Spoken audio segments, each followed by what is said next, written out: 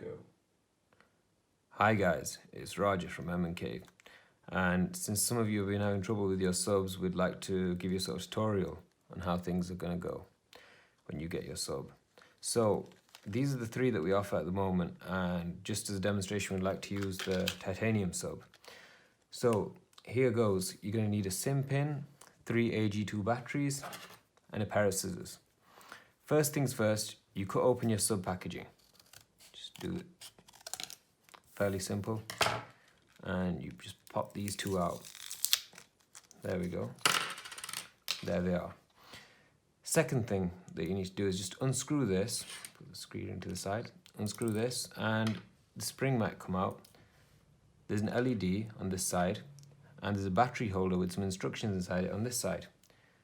What you need to do, take the battery holder out with a small SIM pin, any small thing, you can even do it with your nail, and just put it to the side and take the instructions out, put that to the side.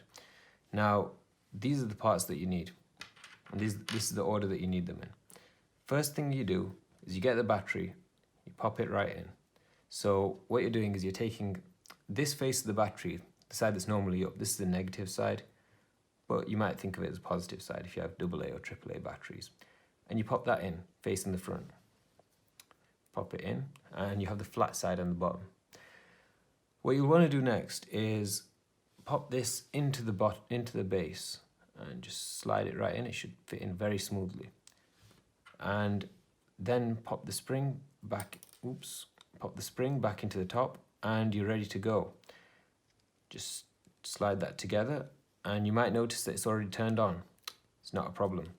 Here we're going to go, and the prong is going to bend out of place and just go to the perfect place that it needs to be.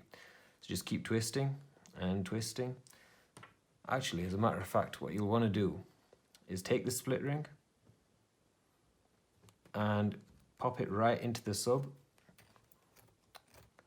And this is where it's really good.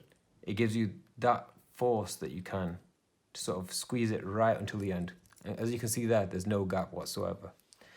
So now that you've got it on and it's where it needs to be, you just unscrew it a little, just a touch, and there it is. That's your finalized sub, and when you give it a little more squeeze, it turns on. When you turn it off a little, it goes right off. That's all you need to get your sub up and running. And just another note, you might think that there's a little gap here, but we've accounted for this, and this gap is perfectly fine to be waterproof. If it was opened a couple more turns, we can't guarantee that because a lot of it's visible and we don't want any water to get in.